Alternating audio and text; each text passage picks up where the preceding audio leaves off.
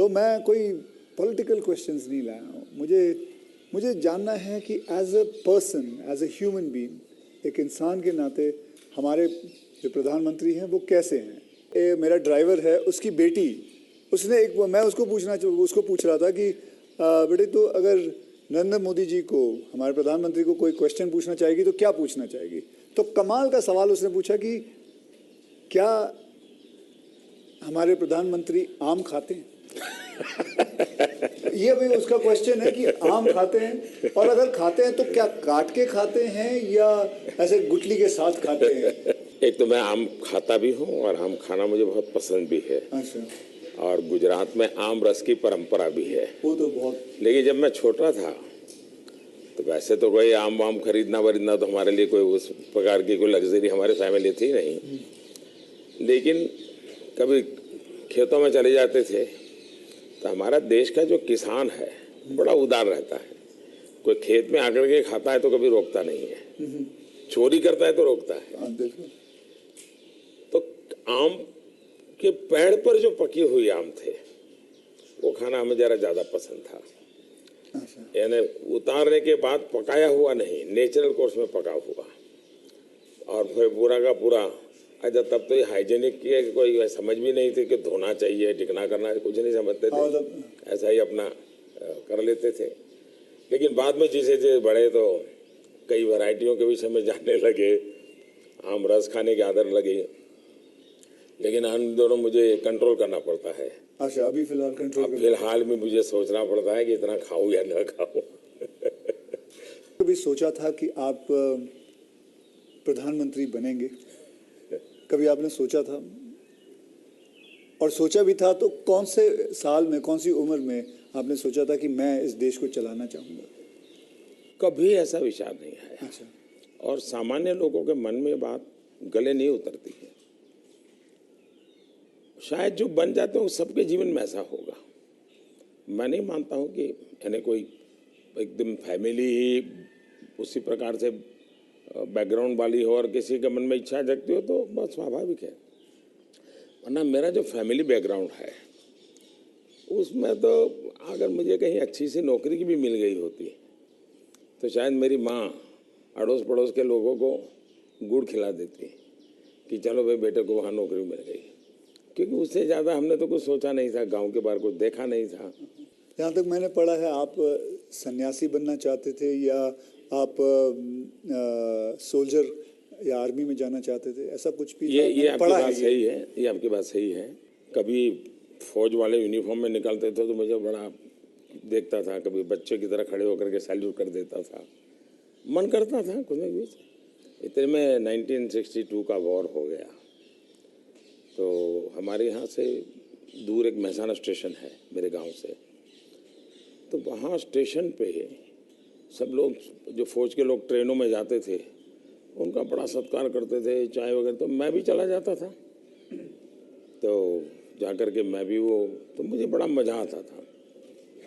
तो मन पे हो गया कि हाँ ये देश के लिए जीने मरने वाला रास्ता है। मैं आपसे क्या, हमारे प्रधानमंत्री जी को मैं ये जानना चाहता हूँ, गुस्सा आता है?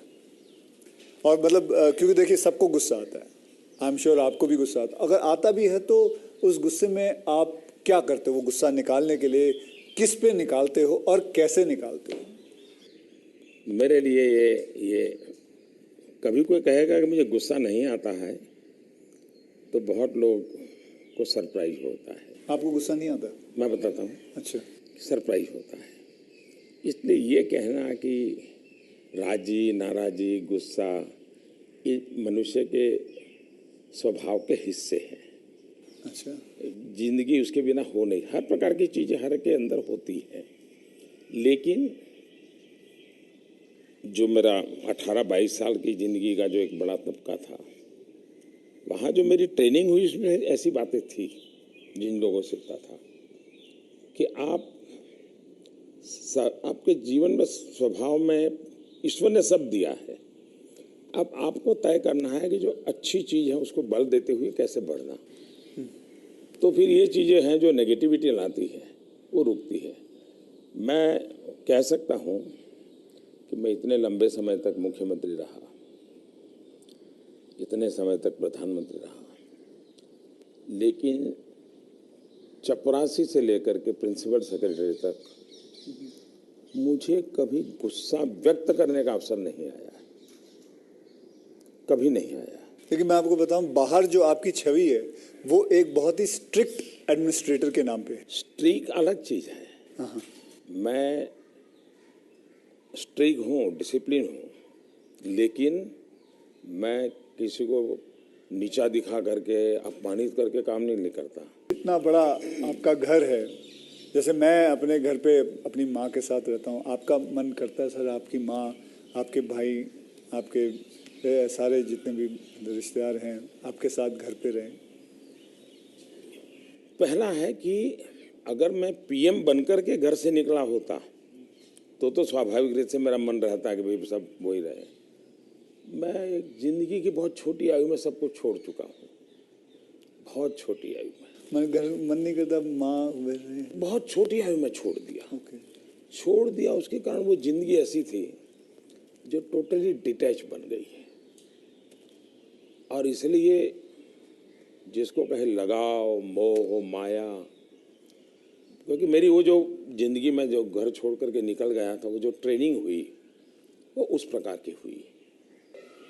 आपसे मैं पूछना चाहता हूँ कि अगर आपको कभी एक अलादीन का चिराग मिल जाए और जिन कहे कि आपके 3 विशेस हैं, तो वो आपके 3 विशेस क्या होंगे? देखिए, अलाउद्दीन चिराग मुझे मिल जाए और सचमुच में उसके पास ताकत होगी जी, तो मैं उसे कहूँगा कि तुम जितने भी ये समाजशास्त्री हैं या जो एजुकेशनलिस्ट हो, उनके दिमाग में भर दो कि भावी पीढ़ी को ये अलाउद्दीन चिराग वाली कथा सुनाना बंद करें कि ऐसा कोई अलाउद्दीन होता है और वो इच्छाएं पूरी करता है। मैंने कहा उसको मेहनत करना सिखाओ। मैं कभी एक्सपेक्ट नहीं कर रहा था आप ये जवाब दोगे। मुझे लगा आप कोई 3 विशेस आप सोचोगे कि क्या है 3 विशेस, लेकिन ये एक बहुत ही सही तरीका है। आलसपना जो होता है वो यही चीज़ों से आता है। यार आई विश मुझे ये मिल जाए, बैठे बैठे मिल जाए। तो ये जो आपने जो किया हुआ है, ये जो कहा हुआ है, बिल्कुल सही कहा हुआ है।